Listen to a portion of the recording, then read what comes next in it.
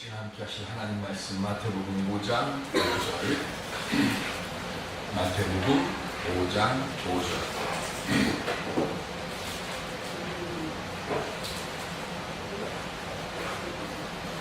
온유한 자는 복이 있나니 그들이 땅을 기업으로 받을 것이니요. 아멘. 성령의 인도하심 속에서 감사의 은혜가 더하여지는 삶을 하루하루 살아갈 수 있는 우리 모두가 되시기를 주님의 이름으로 간절히 축원드립니다. 우리말에 제 눈의 안경이라는 말이 있습니다. 도저히 어울릴 것 같지 않은데, 도저히 함께하지 못할 것 같은데 참 짝이 잘 맞고, 우리 볼 때 죽이 참 잘 맞는 그런 사람들을 보게 됩니다. 사람의 성격을 나타내는 말이고, 각자 자신의 성격과 성향대로 사람들이 보거나 세상의 일들을 본다고 할 때 또 그 다 제 눈의 안경이야, 이런 말을 우리가 쓰죠. 근데 이 제 눈의 안경에는 두 가지가 있습니다. 하나는 칭찬의 안경입니다. 이 칭찬의 안경을 쓴 사람은 어떤 배우자를 만나도 행복합니다. 왜? 볼 때마다 다 칭찬할 것밖에 안 보이니까 그 사람이 어떤 실수를 하고 뭘 해도 다 행복할 수밖에 없습니다. 근데 또 다른 하나는 비난의 안경입니다. 이 비난의 안경을 쓴 사람은 아무리 좋은 배우자를 만나도 항상 불행한 거예요. 가정 상담자들이 얘기 중에 부부 사이에 제일 어려운 문제가 뭔가 하면 상존하는 분노를 가지고 있는 부부를 상담할 때가 제일 어렵다는 겁니다. 상존하는 분노라는 게 뭡니까? 쉽게 가라앉지 않는 분노를 항상 가지고 있는 거예요. 다 각자들마다 이 상존을 가라앉지 않는 분노를 이 마음속에 톡 품고 있으면서 이게 항상 떠나지를 않으니까 건드리기만 해봐 하는 이 마음으로 있으니까 이게 얼마나 불안해요. 말 한마디 하려고 할 때마다 눈치 봐야 되는 거예요. 그죠? 남편이든 부인이든 간에 무언가 하나만 하면 팍 터질 것 같으니까 항상 살얼음판 갖는 것 같고요. 항상 외줄 타는 것 같은 그런 모습으로 살아가는, 이게 상존하는 분노인데, 이걸 다른 말로 뭐라고 하냐면 얼어붙은 분노라고 합니다. 겨울철에 근데 아스팔트 위에 살짝 살얼음 쫙 얼려 있으면 이거 안 떨어집니다. 쫙 달라붙어 가지고, 그죠? 여기 차 운전 잘못하다가 이 살얼음 얻은 이곳에 바퀴 올라갔다간 차 뒤집힙니다. 그게 얼어붙은. 근데 분노가 이 같은 거예요. 안 떨어집니다. 이 살얼음 녹일 수 있는 방법 뭡니까? 햇빛밖에 없잖아요. 햇빛이 따뜻하게 해서 이 얼음을 녹여주어야 이게 없어지잖아요. 그 전에는 이거 안 없어지는 거예요. 이 얼어붙은 분노가 마음속에 딱 자리 잡고 있으니까 이것 때문에 서로 날카로워지고 갈등 일으키게 되고요. 때로는 서로 상처를 주는 독한 말로 상대방의 감정을 다 뒤집어. 이런 말 하는 사람들이 꼭 일터나 학교나 그리고 우리 교회 안에도 하신 있어요. 남의 마음에 큰 상처 줘놓고는 뭐라고 얘기하는가 하면, 목사님 그래도 나는 뒤끝은 없어요. 아이 김과장 그만 아싸해 하면 이게 내가 화냈는데 미안해 털어버려. 자기는 털어줘. 가정에서, 일터에서, 교회 공동체에서 이런 사람들이 있으면 상대편이나 공동체는 큰 상처받습니다. 그럼 이런 성격, 이거 어떻게 바꿀 수 있을까요? 방법 없습니다. 상담자들, 정신상담학자들 방법 없다고 합니다. 본인이 노력하는 수밖에 없대요. 그런데 우리는 방법이 있습니다. 예수 믿는 우리들은 방법이 하나 있어요. 그게 뭡니까? 아스팔트 위에 그 얼음 딱지 띄워버릴 때 햇볕이 따뜻하게 내려치면 빛이 녹아 없어지는 것처럼 성령께서 우리 마음속에 계셔서 우리의 마음 위에 함께 임하실 때 우리가 팔복을 할 때요 순서를 잘 봐야 되는 거예요. 첫 번째 복이 뭡니까? 심령이 가난한 자.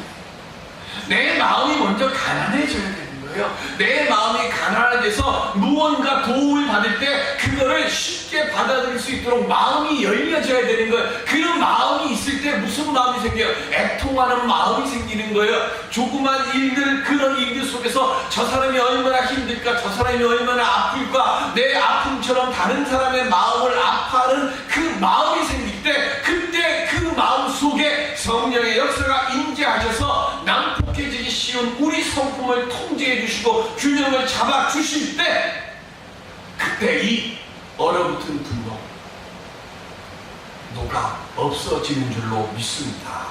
그러므로 우리 모두는 성령 강림을 온전히 체험해야 하는 거예요. 내 속에 또다시 불평이 나고 원망이 나고 노함이 나오면 이렇게 하십시오. 이렇게 알면 돼요. 아, 내가 아직 성령 체험을 온전히 하지 못했구나.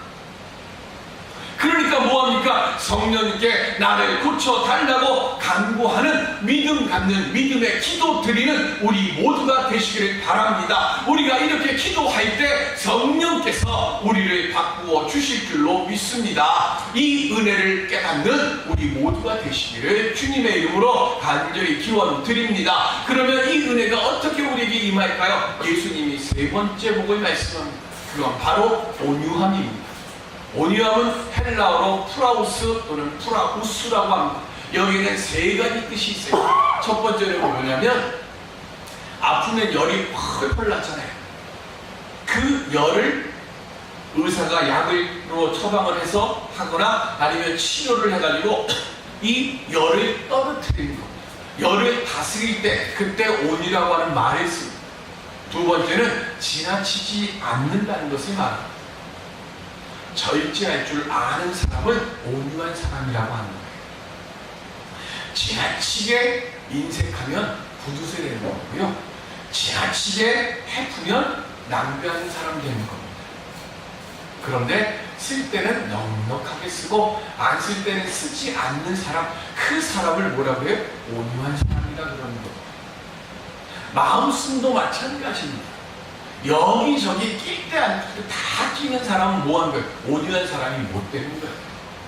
정말로 도움이 필요할 때 그때 마음문 열고 그들에게 다가가고 그를 위해서 기도할 때 그 사람을 뭐라 그래요? 온유한 사람이라고 하는 거예요. 절제할 줄 알아요. 세 번째 뜻입니다. 사실은 예수님이 말씀하시는 온유한 사람은 이 세 번째 뜻을 말합니다. 사나운 짐승들 서커스단에 가보면 곰이나 사자나 호랑이들이나 이 서커스 조련하는 사람이 채찍을 한번 딱 치면은 발 딱 들고 또 한 번 치면 불구덩이 확 뛰어넘고 이런 거 하잖아요. 그거 저절로 됩니까? 그냥 냅두려면 물어뜯어 죽일 거 아닙니까? 내려칠 것 아닙니까? 어떻게 돼요? 훈련시키잖아요. 훈련시켜서 어떻게 해요? 조련사의 말을 잘 따르게 만드는 거죠. 온유함이라는 것이 뭐냐? 바로 훈련받는 거예요. 잘 주인의 말을 잘 길들이도록 하는 것. 그래서 온유해지는 겁니다. 야생마를 사람 못 태웁니다. 그런데 그 야생마를 어떻게 합니까? 훈련하고 길들여서 그 위에 안장 채우고 콧줄에 뚫고 그래서 안장 딱 잡고 사람이 달릴 수 있도록 하는 것. 이걸 온유함이라고 얘기는 하지 않습니다. 그럼 믿음 안에서는 마태복음 11장 29절 시작. 나는 마음이 온유하고 겸손하니 나의 멍에를 메고 나를 내게 배우라. 그리하면 너희 마음이 쉼을 얻으리니. 아멘. 28절에 뭐가 있죠? 수고하고 무거운 짐진 자들아 다 내게로 오라. 내가 너희를 편히 쉬게 하리라. 내가 주는 짐은 뭐예요? 세상이 주는 짐과 다른 너희들이 내 짐을 메고. 그러면서 예수님이 하시는 말씀이에요. 나는 마음이 온유하고 겸손하니 나의 멍에를 메고 뭐 하라고요? 내게 배우라. 온유와 겸손은 뭐 하는 겁니까? 배우는 겁니다. 짐승들이, 우리들이 천성이 온유한 천성이 아니라는 거예요. 겸손한 천성이 아니라는 겁니다. 우리는 다 뭐합니까? 내 감정 위주로 살아가도록 그렇게 만들어졌어요. 짐승들은 조련 사이에서 길들여지는 훈련을 받아서 유순해지고 온순해지고 온유해지는 것처럼 우리는 성령의 변화의 능력에 의해서 변화의 훈련을 받고 온유하고 겸손한 자가 되어지는 겁니다. 그래서 예수님께서 하시는 말씀이 그거예요. 내게 와서 뭐하라고? 배우라는 겁니다. 온유함 배워야 됩니다. 겸손함 배워야 됩니다. 왜 배워야 됩니까? 사도행전 5장 41절에 보시면 시작. 사도들은 그 이름을 위하여 능력받는 일에 합당한 자로 여기심을 기뻐하면서 공의 앞을 떠나니라. 아멘. 처음에 이스라엘의 지도자들이요, 예수님과 예수님의 제자들을 보면서 우습게 생각했어요. 못 배웠어요. 가난합니다. 힘없는 사람들입니다. 지들이 떠들어 봐야 뭐 하겠는가, 그런 생각했어요. 그래서 처음에는 박해 안 했습니다. 그러다가 예수님 죽이고 난 뒤에, 십자가에 못 박아 죽고 난 뒤에 그러면 저들이 흩어지겠지 이 생각했습니다. 그런데 오순절 성령 강림의 역사가 임하고 난 뒤에 이 아무것도 아니라고 생각했던 떨거지들이라고 생각했던 이들이 어떻게 됩니까? 성령의 능력을 받고 놀라운 역사를 일으키는 거예요. 병 고치죠, 귀신 내쫓죠, 안진병이 일으켜 세우죠. 놀라운 이적들을 행하니까 긴장하기 시작합니다. 긴장하니까 어떻게 합니까? 사도들을 체포합니다. 체포를 하니까 밤중에 천사가 나타나가지고 뭐해? 옥문 열고 사도들을 내어보내. 발칵 뒤집힌 겁니다. 간밤에 오기에 가뒀는데 이게 없어진 거예요. 어떻게 됐는가 하는데 소식이 들려오기를, 이들이 성전에서 주의 복음을 전한다는 소식이 들려오는 겁니다. 그래서 어떻게 합니까? 다시 가서 또다시 체포를 하는 거예요. 체포를 한 뒤에 채찍질로 때리면서 뭐라고 얘기를 하는가 하면, 다시는 주의 복음을 전하지 말라. 그리고는 그들을 내어 쫓는데 5장 41절에 뭐라고요? 사도들은 그 이름을 위하여, 그 이름이 뭐예요? 예수의 이름을 위하여 능력받는 일에 합당한 자로 여기심을 기뻐하더라 그랬어요. 제가 여러 번 말씀드렸던 리처드 범브란트 목사님이라는 분이 있습니다. 루마니아 봉산 치아에서 오래도록 옥에 갇혔습니다. 16년 갇혔어요. 지하 감옥에 갇힐 때는 1m 되는 정사각형 되는 그곳에 앉지도 서지도 제대로 못하도록 그렇게 6개월 동안 빛도 없는 곳에 그렇게 안에 갇혔어요. 이 리처드 범브란트 목사님에 대한 소식이 서방 세계에 알려지고, 그래서 서방 세계에서 리처드 범브란트 목사님 구제 구명운동이 일어났고, 결국은 그 구명운동으로 인해서 지하 루마니아 공산당 감옥에 갇힌 지 16년 만에 리처드 범브란트 목사님이 풀려났습니다. 1948년에 갇혀가지고 1963년에 석방이 됩니다. 그리고는 그 다음에 미국에 가서 이 리처드 범브란트 목사님이 상원에서 간증하니 강연을 합니다. 상원들 위원 앞에서 리처드 범브란트 목사님이 서가지고 당신이 고문당한 그 자식들을 보여줍니다. 얼마나 많이 맞았고 찢겼고 뜯겼을까요? 그 흔적들이, 움푹 패인 그 흔적들을 쫙 보이면서 리처드 범브란트 목사님이 이렇게 말합니다. 고문을 당하는 나는 예수를 위한 고난이라고 생각하면서 기뻐했고, 고문을 하는 그들은 나를 고문함으로 기뻐했습니다. 우리는 고문을 당하는 나도 기뻤고, 고문을 하는 그들도 그들의 일을 한다고 기뻐했습니다. 우리 모두는 다 기뻐했습니다. 어떻게 이런 얘기를 할 수 있습니까? 사도들이나 리차드 버무란트 목사님이나 이것이 성령께서 이 일을 감당하는, 이 일을 내가 지금 예수를, 내가 당하고 있는 이 능력과 고난이 이게 예수를 위한 것이고 예수께서 나로 하여금 이 일에 합당한 자로 여겨주셨기 때문에, 그렇게 믿고 있었기 때문에 기쁨으로 이 일을 감당했다고 했습니다. 이것이 성령께서 주시는 온유한 자의 첫 번째 모습입니다. 이 땅의 독립을 위해, 민주화를 위해 많은 이들이 생명까지도 기꺼이 내놓았습니다. 며칠 전에 돌아가신 그 박형규 목사님, 예수를 위해서, 예수 믿는 사람들로서 민주화 운동을 하고 독립운동을 했던 수많은 분들, 그분들도 다 뭡니까? 성령의 온유함 속에서 그 일들을 위해서 기쁨으로 그 일들을 감당하는 거예요. 오늘 우리들은 그분들에 대해서, 독립운동을 하셨던 분이나 수없이 많은 민주화 운동을 했던 그분들에게 우리는 다 감사하는 마음으로 오늘 주어지는 이 삶을 살아가야 되고, 이 나라를 위해서, 이 교회를 위해서 내가 무엇을 해야 할까를 주님께 묻고 그 일들을 기쁨으로 감당하며 우리들도 내 십자가를 지고 그 일을 행하여 나가야 될 줄로 믿습니다. 이건 내 힘으로 안 되는 거예요. 그래서 우리는 성령 강림을 받아야 되는 것이고, 성령 체험을 해야 하는 것이고, 성령의 이끄심을 받아야 되는 줄로 믿습니다. 창세기 13장 9절에 보시면, 내 앞에 온 땅이 있지 아니하냐? 나를 떠나가라. 내가 좌하면 나는 우하고 내가 우하면 나는 좌하리라. 아멘. 조카 롯과 함께 아브라함이 함께 지냈습니다. 처음에 가나안에 때는요, 부딪히는 게 없었습니다. 처음에는 그냥 빵 한 조각 가지고 서로 다 나눠 먹었어요. 그런데 아브라함이 하나님의 복을 받기 시작하면서 뭐가 생겼습니까? 재산이 늘어나기 시작합니다. 가축이 늘어나고 종들이 늘어나고 내 재산들이 늘어나는데, 삼촌인 아브라함은 자기의 것을 받으면 그것을 아껴 하지 않고 뭐예요? 조카인 롯에게 선뜻 줬어요. 그러다 보니까 조카 롯도 재산이 늘어나기 시작합니다.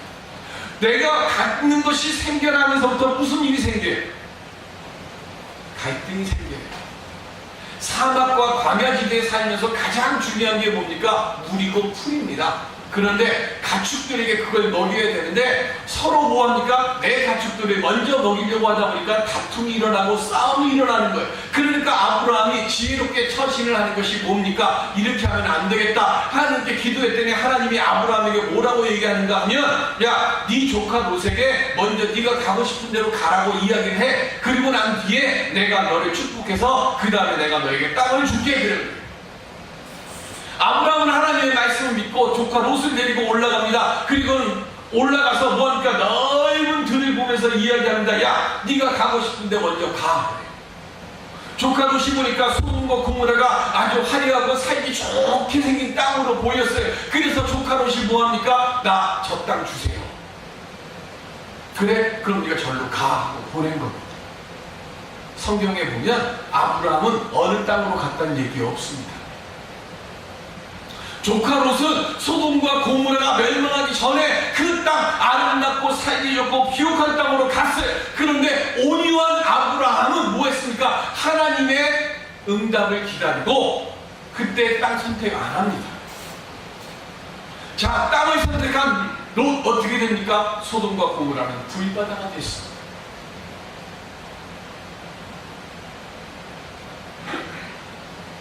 그런데 아브라함은 하나님께 맡겼더니 어떻게 됩니까? 축복을 받게 됩니다. 이삭의 축복을 받고, 그리고 큰 민족의 조상이 되는 축복을 받게 됩니다. 잠언서 16장 32절에 보시면, 노하기를 더디하는 자는 용사보다 낫고 자기의 마음을 다스리는 자는 성을 빼앗는 자보다 나으니라. 아멘. 내가 얻고자, 내가 얻고 싶었다고 해서 세상 얻는 거 아닙니다. 세상은요, 하나님께서 주셔야 내 것이 되는 겁니다. 나 자신 세우고 나 자신 높이는 정열, 그거 절대 좋은 결과 가져오지 못하는 것. 당장에는 무언가 이룬 것 같고 성공한 것 같아요. 그래서 좀 보수되기도 하고 남들 앞에 보란듯이 어깨도 쫙 펴고 뒷짐지고 그렇게 걸어요. 그런데 시간이 지나고 나면 남아있는 것이 없어요. 세상 거칠고 공격적인 사람들이 결국엔 사람들이 멀리하게 됨을 우리가 알아야 하는 겁니다. 우리 자꾸 착각하는 게 뭐냐면 강한 자가 이긴다고 얘기를 합니다. 강한 자 이기는 거 아닙니다. 욥 알잖아요.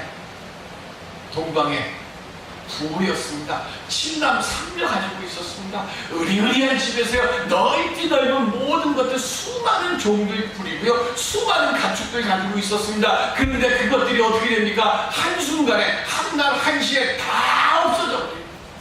왜 욥기를 써놨을까요? 우리가 욥을 읽으면서 꼭 기억해야 될 것은요, 내가 쌓아오는 모든 것들은 이처럼 하루아침에 사라지서 없어질 수 있다고 하는 사실을 반드시 기억하라는 거예요. 내가 가지고 있는 것, 내가 쌓아온 것 가지고 교만하지 말라는 거예요. 내가 이만큼 이루었으니까 이거 절대 무너지지 않을 것이다. 그거 큰 착각이라는 거예요. 한순간에 그거 다 없어져 버리잖아요. 내가 자랑했던 재산, 부귀, 명예, 자녀, 지식, 건강, 그거 진짜 한순간에 없어져요. 그런데 그것이 한순간에 사라진 순간 욥은 뭐라고 얘기합니까? 주시니도 하나님이시오, 거두어가시니도 하나님이시라고 하면서 하나님께 불평하고 원망하지 않고 도리어 뭐라고 그래요? 하나님을 찬양해 주겠어요.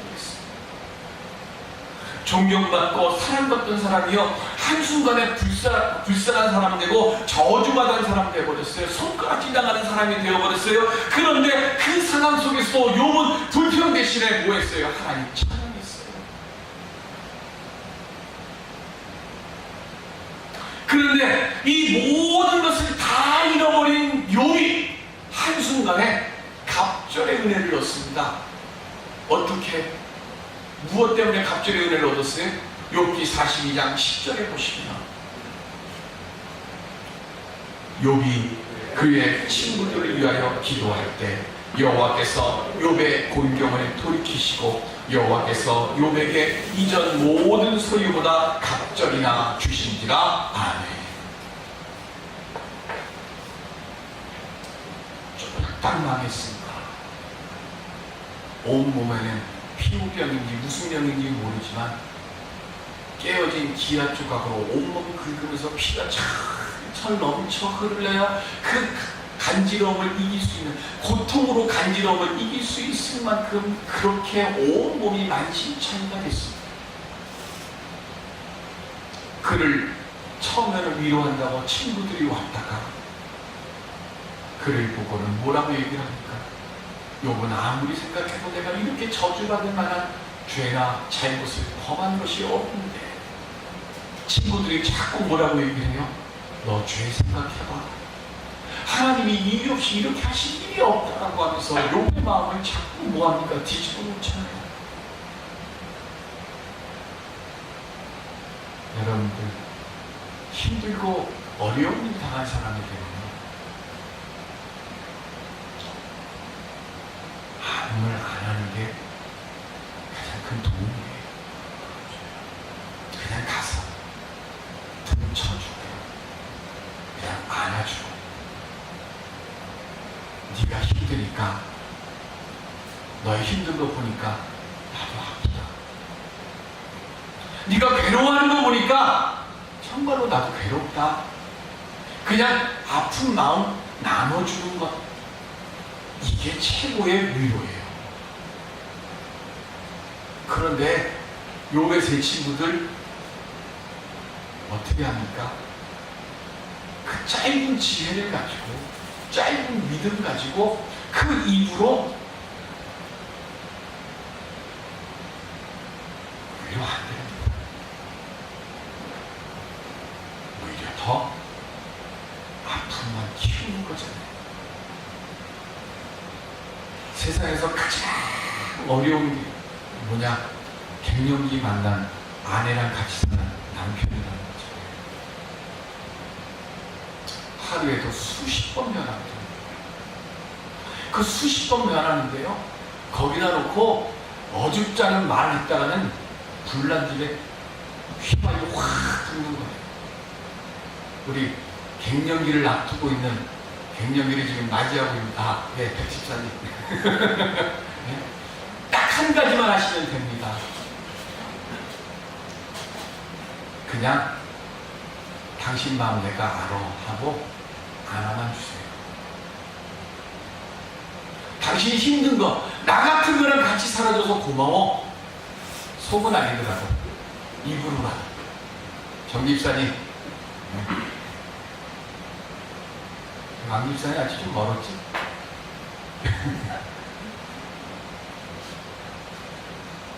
가자. 힘든 거야. 왜 갱년기 여자들이 왜 힘들까요? 이제는 여자로서의 그것이 끝난다는 겁니다. 그러다 보니까 마음에 허전함이 더해지는 거예요. 그러니까 그때는 말하지 말고 내가 낮추면 돼. 나를 낮추고 당신 말이 무조건 맞아.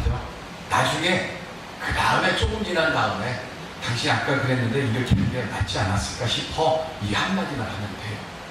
거기다가 당신은 고집 때문에 틀렸네 어쩌네 그러면 그러다 휘발유 부는 거니까 백집사님 많이 알아주십시오. 욥의 세 친구들이요, 욥과 이야기하다 보니까 자기도 모르게 화가 납니다. 화가 나다 보니까 하나님께서 노하신 말씀들도 그들의 입에서 쏟아져 나왔어요. 그래서 하나님이 진노하신 거예요. 그 진노하시는 그 모습을 보면서 욥이 하나님과 독대를 합니다. 독대를 한 뒤에 욥이 42장에 고백하잖아요. 내가 정말로 미천한 존재인 줄을 이제 깨달았습니다. 내가 이 입으로 수많은 죄를 하나님 앞에 범했습니다. 주여 저를 용서하여 주시옵소서. 그래서 하나님 욥을 용서했어요. 욥은 용서했는데 그 육신의 삶의 모습은 그대로 있었습니다. 하나님이 기다리셨던 거예요. 뭘 기다렸습니까? 여러분 삶을 살아가다 보면요, 내 속 뒤집고 나를 절망에 빠뜨리고 그렇지 않아도 힘든데 그렇지 않아도 어려운데 나를 천길 낭떠러지로 떠미는 사람들이 있어요. 때로는 말로, 때로는 삶의 모습으로 나를 더 힘들게 하고 나를 더 아프게 하고 나를 더 낭떠러지로 주저앉히게 하는 사람들. 그때는 너무 화가 나서 그 사람에 대해서 욕을 하고 그 사람에 대해서 저주했어요. 그런데요, 욥도 마음속에 친구들에 대한 노함을 품고 있었어요. 하나님 만났습니다. 온유함을 얻었습니다. 욥은 원래 온유했던 사람이에요. 그런데 그 온유했던 사람 마음속에 노함이 아직도 있었습니다. 그런데 그 노함을 온유함 속에서 하나님께 기도해야 되는구나 하는 걸 깨닫습니다. 하나님 말씀하셔서 한 게 아니에요. 온유한 욥이 스스로 깨달은 거예요. 스스로 깨닫고 그 친구들을 위해서 하나님께 기도했더니 그때 비로소 뭐합니까? 하나님께서 친구들을 용서하여 주셨고 친구들을 용서함과 동시에 욥에게 갑절의 은혜를 허락하여 주셨습니다.